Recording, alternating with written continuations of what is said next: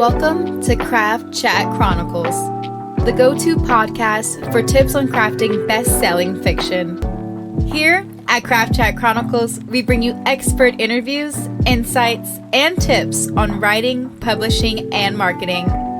For workshops, show notes, and more information, visit J.D.Myall.com.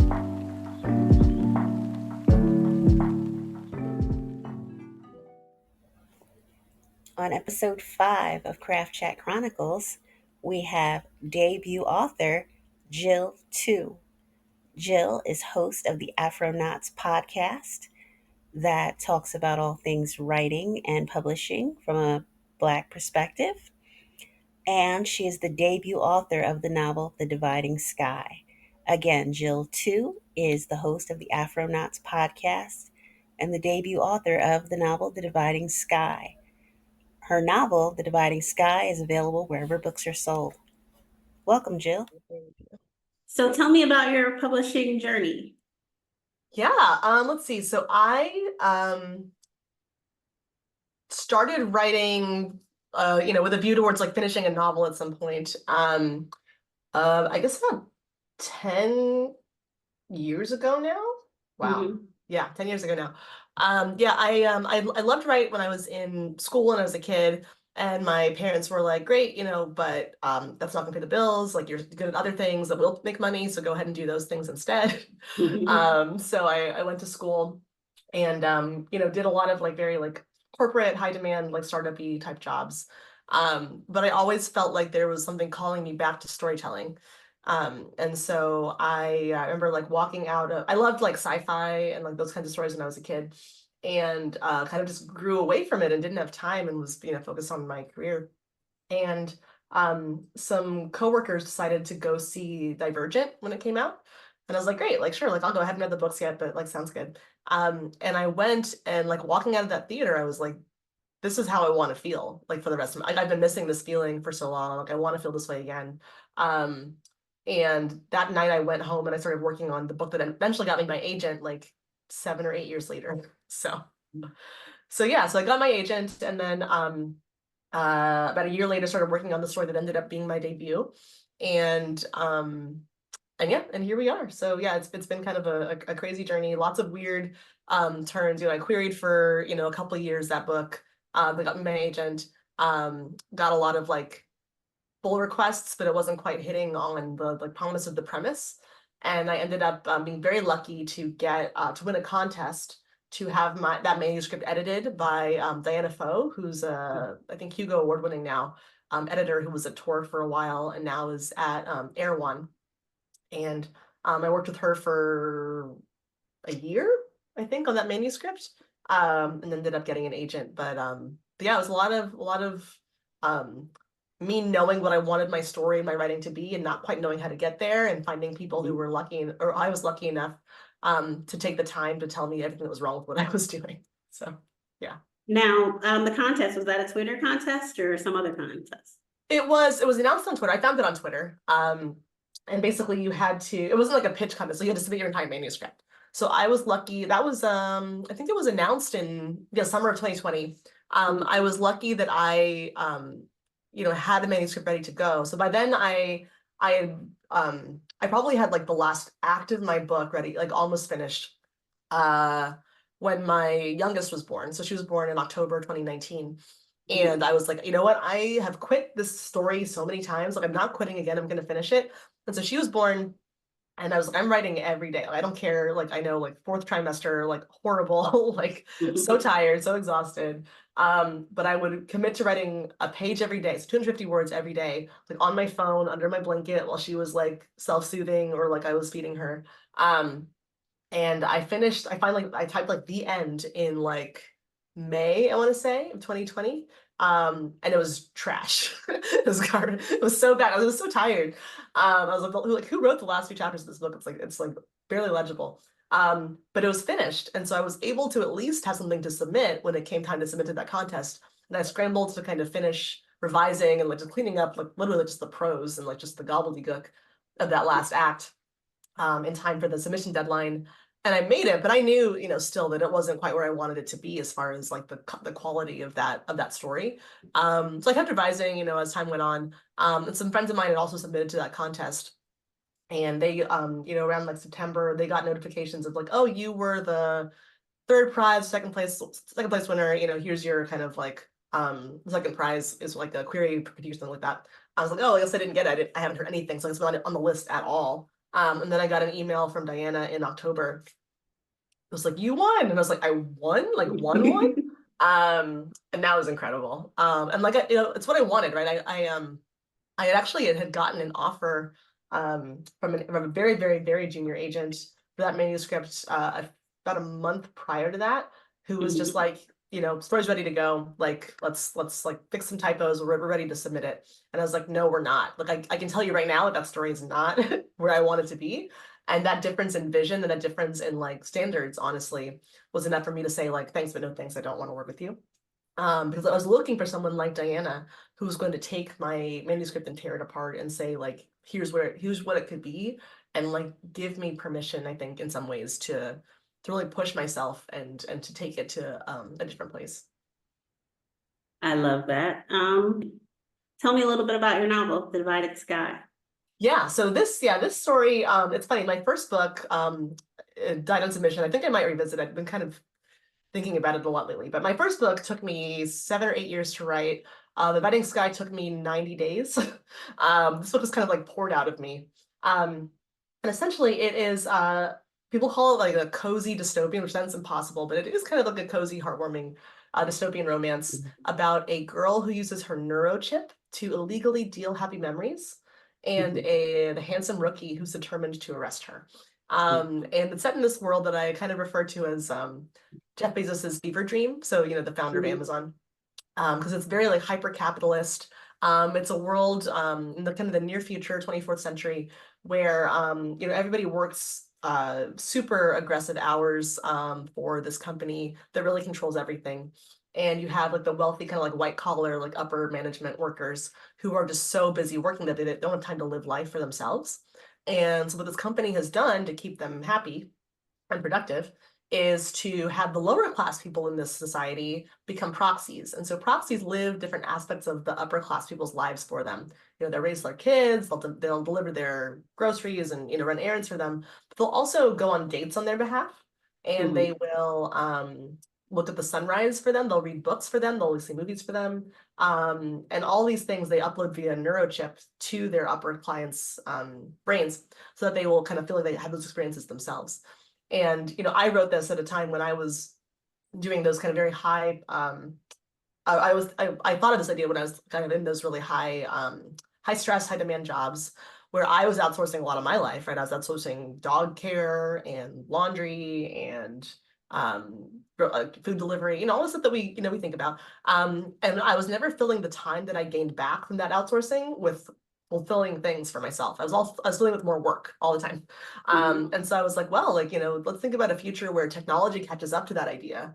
You could outsource pretty much anything. At what point would somebody say, like, actually, I'm done with like striving for efficiency. Like, I want to live like a fulfilled, like truly joyful life. That kind of like was where the idea for the story was born. I love that. I also like that you're a sci-fi fantasy nerd, because I am too. Yeah, there's not a lot of us. It's weird. My middle grade coming out in April is not sci-fi or fantasy. It's contemporary, but it is about a girl who loves her local Renaissance festival. And I feel like growing up like Black and like being into that kind of stuff, it was not common to see us like represented in those kinds of spaces. So it's amazing, to make it to this point where like, we find our community, we find each other, and like realize we've been here the whole time, maybe a little bit more isolated than we realized. So now, was it your plan to write across genres, or is that something that kind of publishing? It really wasn't. It's so funny because so my middle grade, Kaya Morgan's crowning achievement was actually originally a short story. There was an anthology called Karen Strong, who is an amazing author. She had an anthology come out last January called Cool Awkward Black. And it was just about like looking for stories. There were a lot of like published established authors that were part of that, but they also had an open call for unagented kind of fresh voices. Just stories of like awkward Blackness of all kinds, whether, across genres. And I came up with this Renaissance Festival story as a YA story originally. Just really like thinking about back to like my days of growing up. My dad was a huge like Renaissance Festival nerd. Um, and how strange it felt to be like into those things, but also have your blackness questioned and like all these kinds of things kind of bubbling up and having to prove yourself in all directions. Kind of like the complicated nature of that.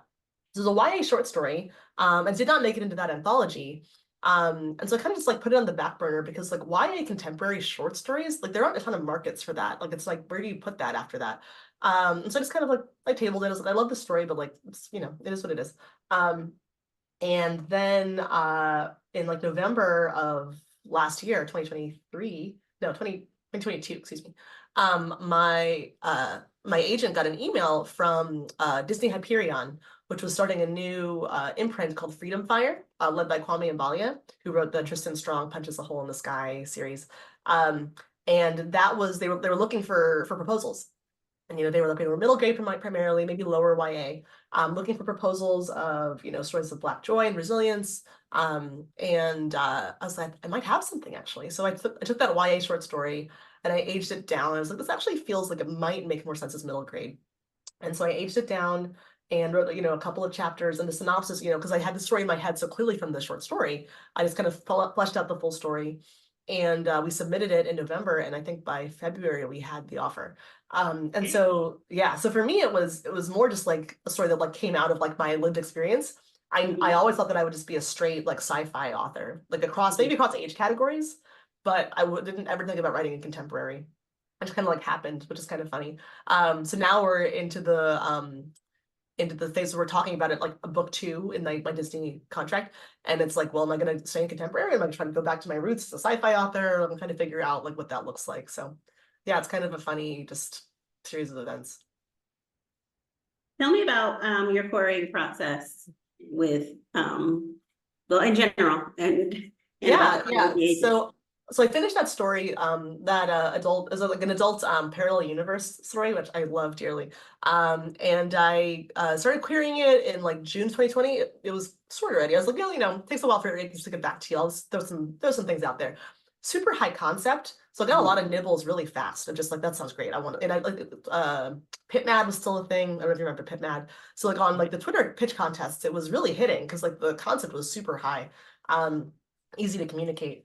And I would submit my fulls and just get rejected or just like crickets for a while.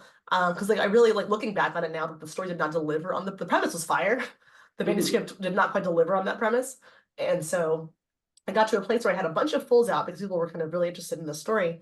And I got that offer from that junior agent. And this is like a cautionary tale for authors everywhere.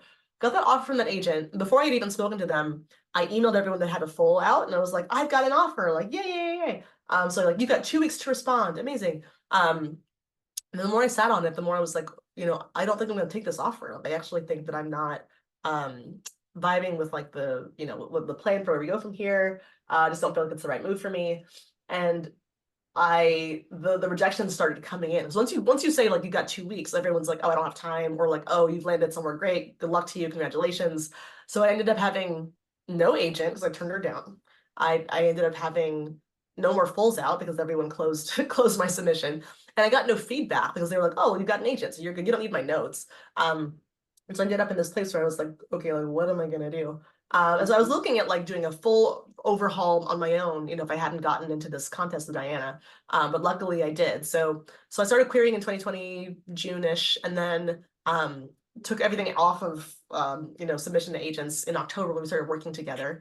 And then it took me about a year after that to do the revisions that Diana recommended for me. And then I got my manuscript was ready to go in October 2021. That's when I got my offer from Jenna Zantian, who's my agent now, who's fantastic.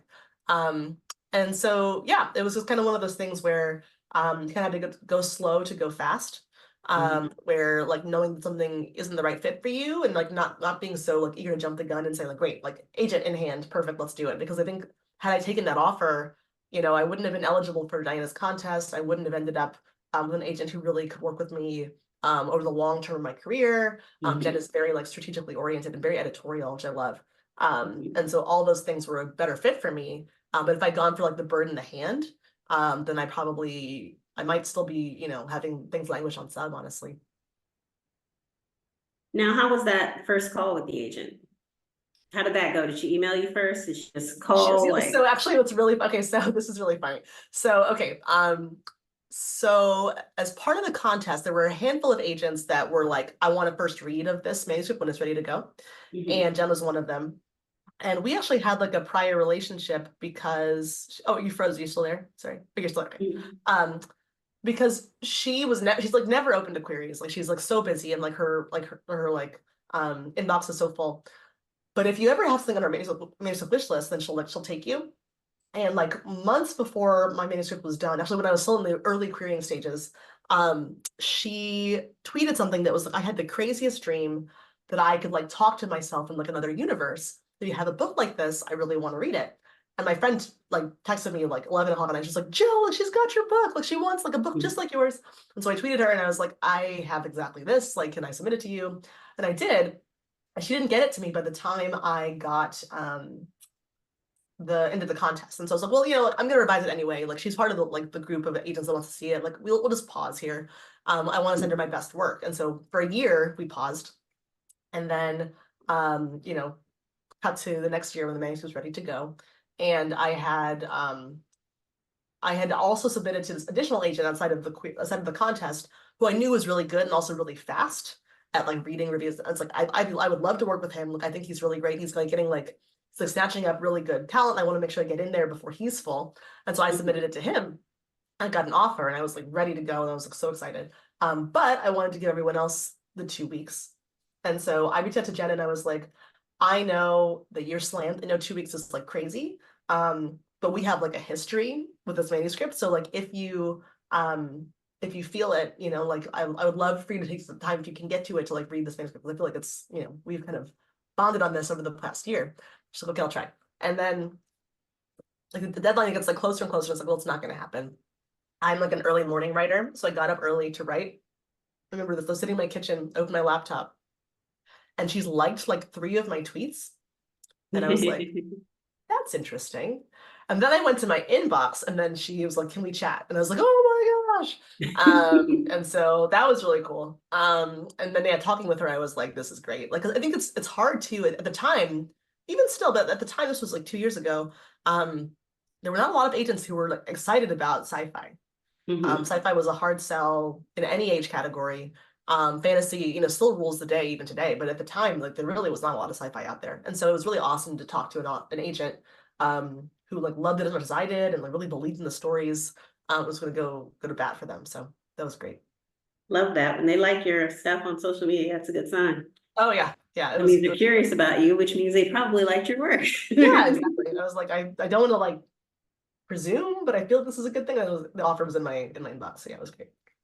So how was the submission process for you?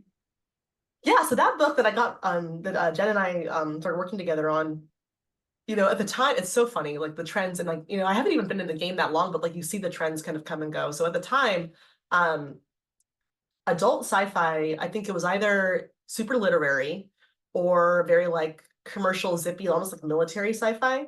And my book was none of those things. And so, you know, we got a lot of feedback that was like, you know, Jill's a great writer. The story felt a little bit familiar, or, you know, just like didn't know where to place it. And so, you know, we were on that one for, you know, for a year before it was like, well, like maybe this isn't the right version of the story. Maybe at the time I was like, you know, I could do a better version of the story. Like now, I'm a stronger writer for it. So I, you know, I like ignored it. Like while we were on sub, I wrote The Dividing Sky, and we went out on sub with that in when was that? I guess it would have been August of 2022. So yeah, we were on sub for like a full year with that other story. And I was like, well, like I have this other book, let's just do this instead.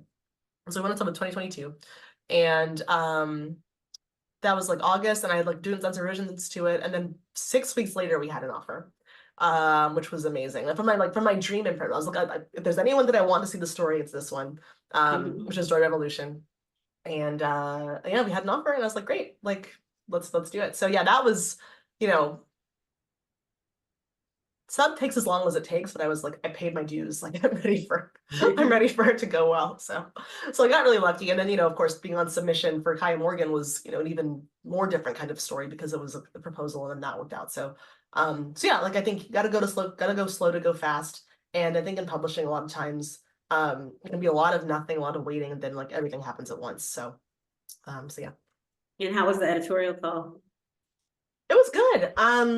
It was long ago, so I'm trying to think of like what it was like. It's funny. So when I wrote The Dividing Sky, I knew that it was kind of like strangely halfway between like a true dystopian adventure and a romance. And I was like, depending on who wants to acquire this, I'm gonna have to change some things around.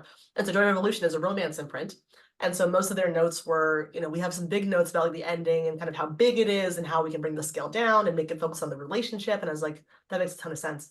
And so I knew going in that it was going to be a lot of work to make that work. And I think, there was a little bit of tension, I think a healthy tension, a good tension between me and Bria and the Yoons on like the romances of it without taking the teeth out of the dystopia, right? Because you want it to feel gritty, you want it to feel real and have something to say, but also swoony and banter and like all the fun parts of having a romance. And so combining those two things, I think, we both had a lot of good push and pull. And I love where we ended up. The book as it is now is like the book of my dreams. I love it so much. And yeah, it wouldn't have happened if we hadn't had like a really healthy, like ongoing dialogue about exactly how to get there. So love that. So did you have an initial call with the agent after submission? Or after submission, no. So we just kind of we'd gone back and forth on edits and like on just revisions and stuff, and then it was out. Yeah. So then she called me. Yeah. So I think it was funny. She was on vacation, and I saw a tweet from Jen that was like, all I have to do to get a bunch of offers is go on vacation, I guess. And I was like, oh man, I wish she was talking about me. And then like 2 hours later, she calls me and she was like, we have an offer.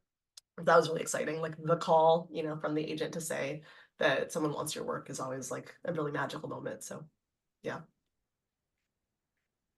So walk me through how the debut process went for you. You're further along than myself. And some of the other debuts I've interviewed, some of the people are like, just at the beginning. Yeah. So walk me through like what it looks like.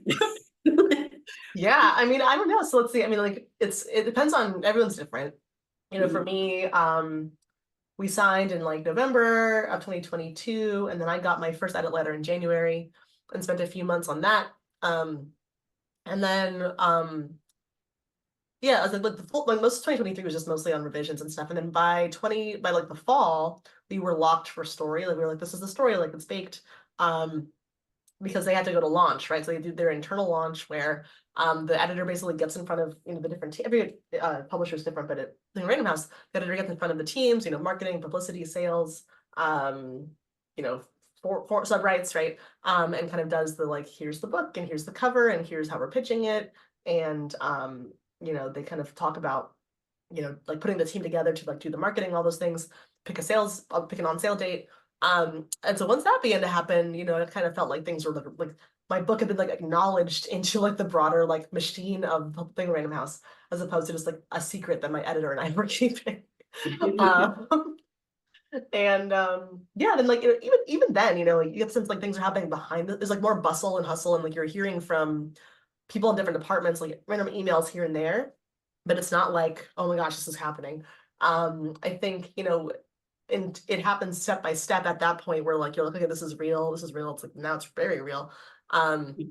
We had the cover reveal in February. That was like a big thing where it's like, okay, like you could buy it now, like it's on sale places.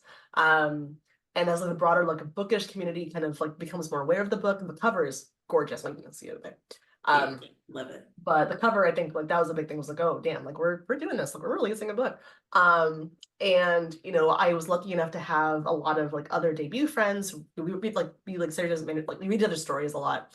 And so a lot of them were like, this book is amazing. And I was like, wow, now everyone else thinks so too. And the coolest thing to me has been having it up on like NetGalley. So like to me, I think, going into this, obviously you think, well, my pub date is October 8th. October 8th is like when the book's out in the world. I think what I wasn't expecting was how important the acknowledgement of like the bookish community was going to be to me, such that my book going up on NetGalley felt much more like the book being out in the world than like the actual on sale date. And so when the book went up on NetGalley, that was what, like a month and a half ago.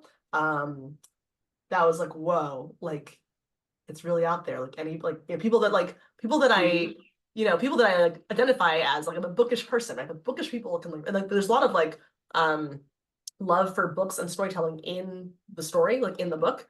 And so it's like, wow, if they don't like this, like no one's gonna like this. And so that felt really real to me of just like, now it can be like totally and truly perceived. And I do feel like, October 8th is going to be huge. And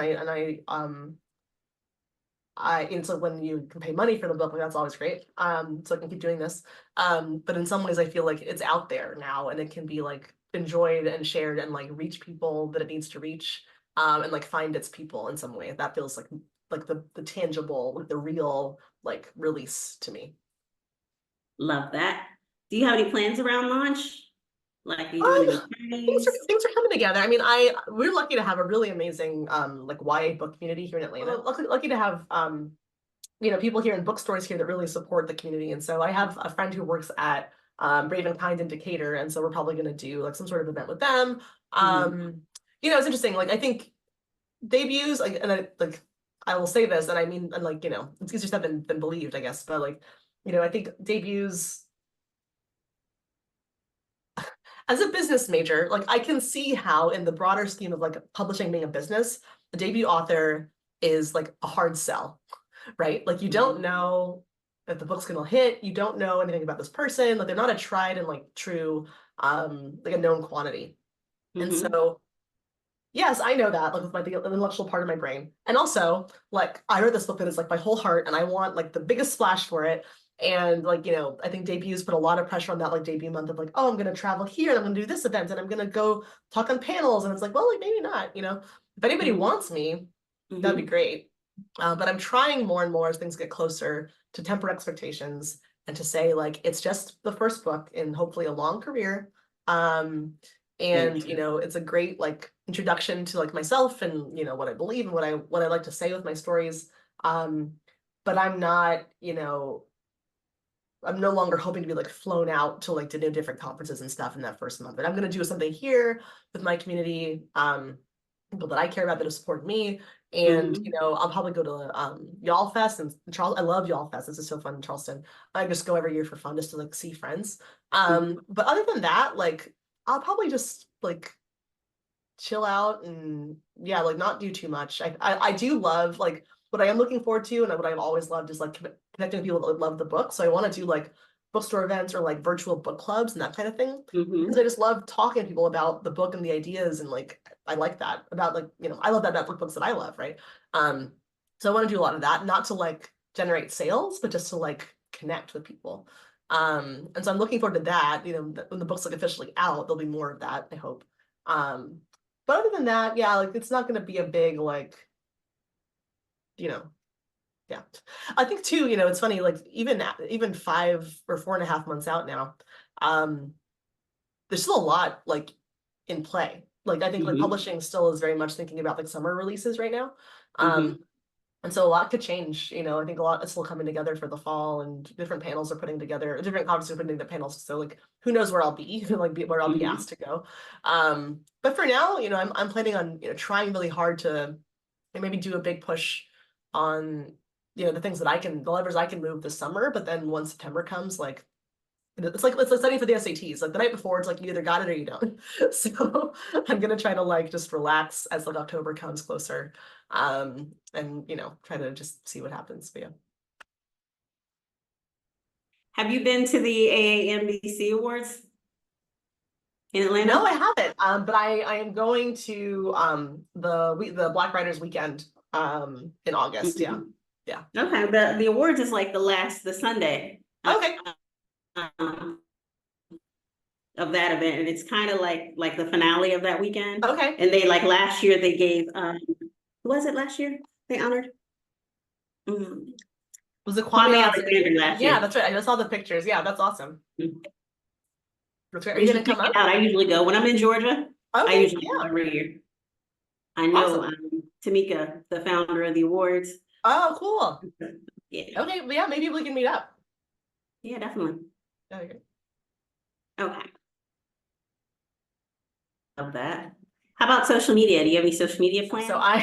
So I have found, and I do think it's true. So I think, people put a lot of pressure on themselves to do TikTok. I think TikTok's really funny. Like I love like making memes and stuff. Like I really just enjoy it. Just making an idiot of myself on social media. And so when I have the energy and I'm not on deadline, I like to do it. And I did, thought about my deadlines for, future books coming up and other contracts, try to front load as much of my writing as possible this year so that I would have like July and August, let's say, to ramp up on social media stuff. I'm still planning on doing that. I think, again, it's mostly for fun. I do know that, TikTok, and it's true that like TikTok is very much about like instant gratification. So they're not a big like pre-order crowd. They like to buy things that are already out, which is fine. Like I'm just gonna have fun with it. And maybe raise awareness for the book. I think too, with my marketing hat on, I can say that I feel like TikTok, unlike any other social media platform that I've seen, is the best for like what you would think of like as like top of the funnel, right? So like reaching people that have like no idea who you are, right? It can be hard to find those people. I think, Instagram and especially Twitter are like such echo chambers that can be hard to find people that have like that might be like totally oblivious to like your book or even just, your genre in general. TikTok's really good at that. And so I do think that, while it is exhausting and you can burn yourself out, trying to like optimize for stuff, I don't plan on doing that much. Um, but it is unique in that sense that like you're trying to find people that have no idea who you are and introduce yourself for the first time. Like it's a pretty good medium for that. Love that, love that. What do you think was your biggest learning experience throughout this debut year? I'm still having them. So to date, I don't know. To date, I probably would say,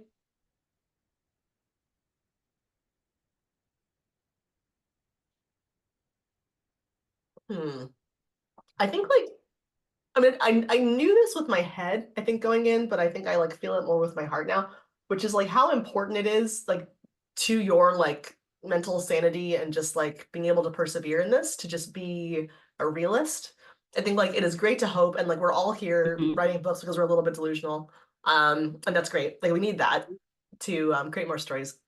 But like the odds are like 99 to 1 that you're not going to be a breakout, right? Like it's just like it doesn't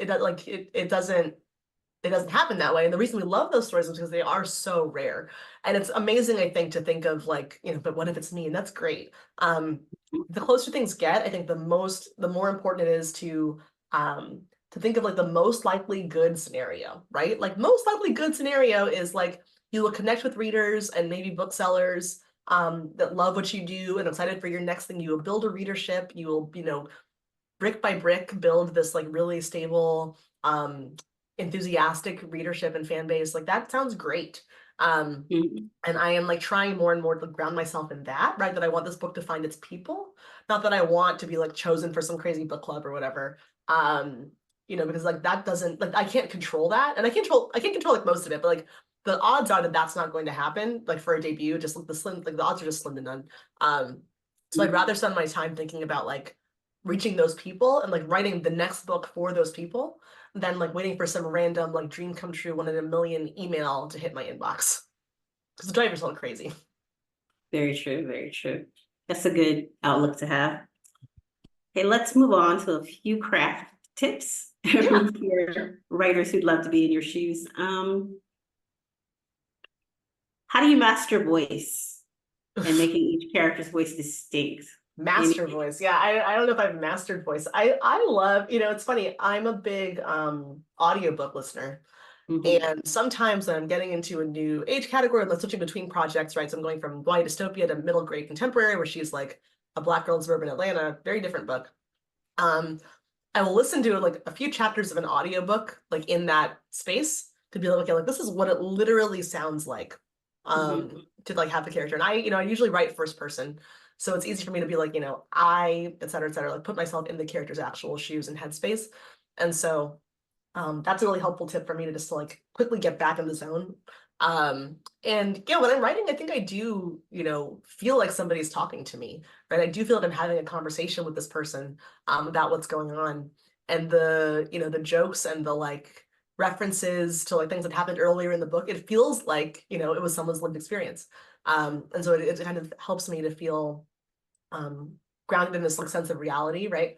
I think your voice and your world building really go hand in hand, right? The jokes, the asides, the things your character notices, that they all have to be part of your world, and so they kind of inform each other. For The Dividing Sky, that book is dual POV, and so you have two different voices that are kind of going back and forth, and they're kind of um, from different kind of experiences in this world. And so, changing what they notice, changing what's important to them, changing, how they think that their friends or coworkers would react if they knew what was going on in their heads, right? All those things had to be different and distinct. And it's always fun when you have dual POV in a romance because they're never on the same page until the very end. And so you can play a lot with that, like what one person knows and feels and what the other person knows and feels, and creates a really fun tension that way too. So yeah, I think, for me, it's just keeping it conversational, keeping it like relevant to like that real person, right? And really trying to like put myself in their shoes and think about, a real person in front of me telling me what is happening to them in the moment. Love that. How do you hook a reader in the early pages of the book? Yeah, I think I've gotten better at this. I think, I never had the issue of like, she woke up one day and the sky outside was gray. And I just like, I always, I think, what is the most important thing I want you to know about my character? Maybe the three most important things, right? Whether it's the world or like what they feel like as like emotionally, or how I want you to sympathize with them, or what's going on in their like for the plot, right? Whatever those three things are for like that opening chapter, my goal is to prove it to you. So if I say that like I want you to know that my character is compassionate, or like Hunger Games, right? So like they want you to like Suzanne Collins wants you to know that like Katniss cares about her sister. She doesn't say like my name's Katniss and I care a lot about my sister. She shows you, right? The first thing she does when Katniss wakes up and she reaches for Prim, right? She thinks about Prim all the time. She tells you that like she hates animals and hates cats, but she kept the cat alive for Prim, right? Those things are hooking the reader because they give you like an actual character to root for. Like you care, like you're like, oh, this character is really hard, but she like cares about her sister. That's interesting to me. But it also doesn't just like lay everything out for you. It has to, it kind of pulls you in. You feel like you're getting to know Katniss or my character Liv, by what I'm showing you, just like you would a real person, as opposed to just like, this is how I feel about this thing, right? Because that's not interesting. Like if somebody met you at like a dinner party and they were just like, here's what I think about, about, I don't know, gardening. You're like, okay, well, that's kind of interesting. But they were like, oh, I was out in the garden the other day and I noticed the way the sun was hitting the flowers, et cetera, et cetera. You're like, oh, that's interesting. This person really like cares and notices things and has attention to detail. That's much more intriguing than just like on the nose, like telling you bit by bit, about their life. Um, so yeah, I think like it's the same as any relationship, really. These kind of show facets that suggest a hidden depth and kind of pull the reader into the story. And how about the middle? How do you avoid the saggy middle? How do you keep them Oh interested man, if and anybody has engaged? tips out there, I'm all, like my DMs are open. The middle. I think for me, like I am a plotter, and so I do think in terms of like outlines and that kind of stuff. And like for me, each act is characterized by like a change in goal of some kind, and so the key is just to make sure that second act goal is like really juicy and worth striving for, right?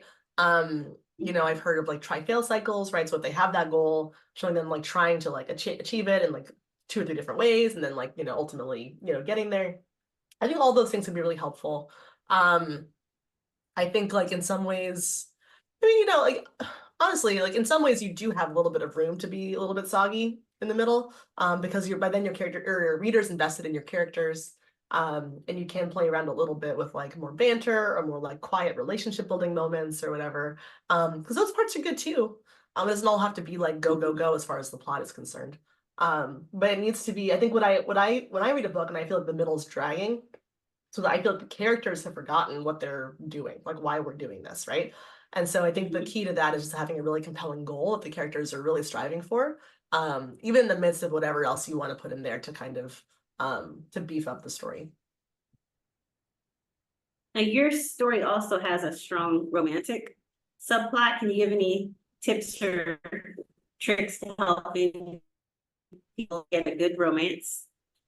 Yeah, I mean, I would say the romance is the plot. Everything else is a subplot for my book. So I think, yeah, I think, it's always good to have some sort of like tense dynamic. I think, you know, I feel like, I'm cheating a little bit because I'm doing it in like a speculative sense where you can make up like, the stakes of the world are such that like they could never be together because they're like, they're like enemies, right? Like in real situations, you rarely have that like level of like tension and dynamic. So like, I feel like contemporary rom-com authors are really the masters at creating tension where it's like, oh, is that really that big of a deal? But you're like, yes, this is a huge deal. They cannot possibly be together.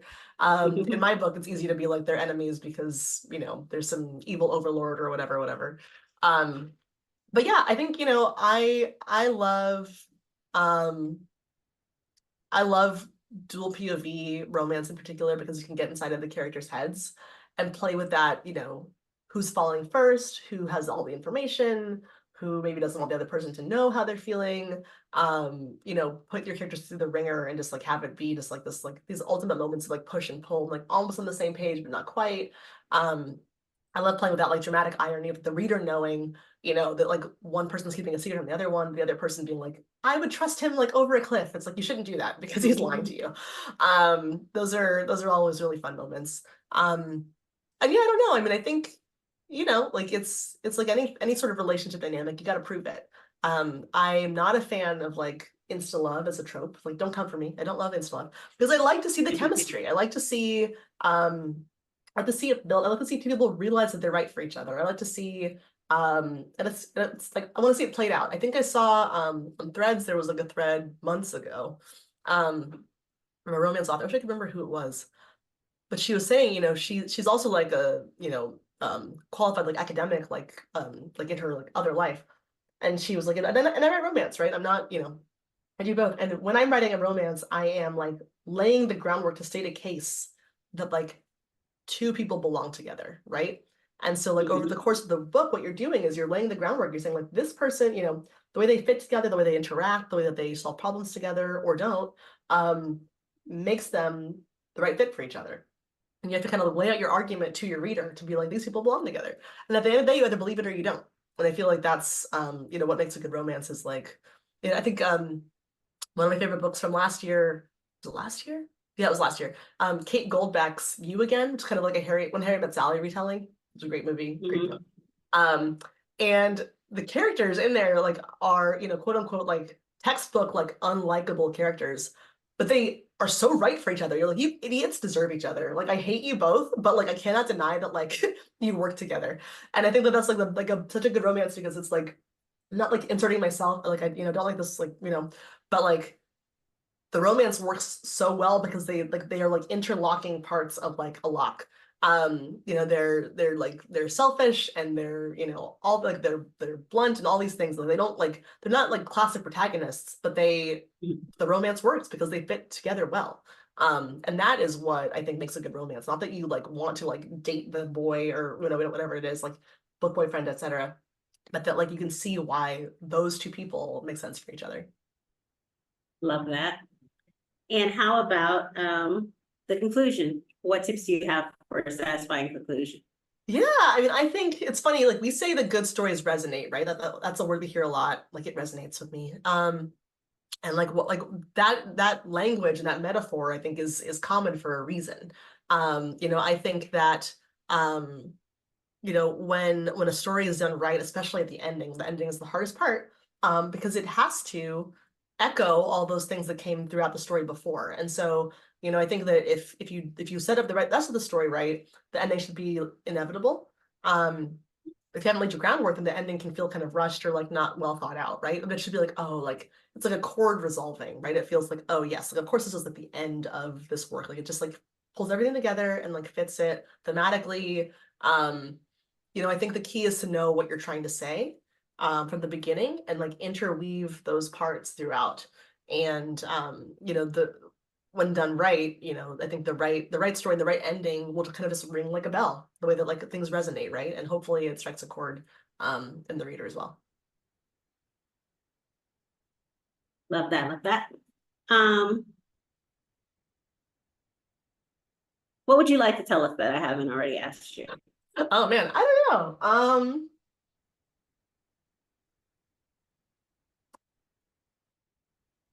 Yeah, I think so. I think it's trite, but I think it's true, which is like, people tend to assume that like making or like supporting the authors is like, like, oh, like I like that book. I'm gonna like this on Instagram or whatever.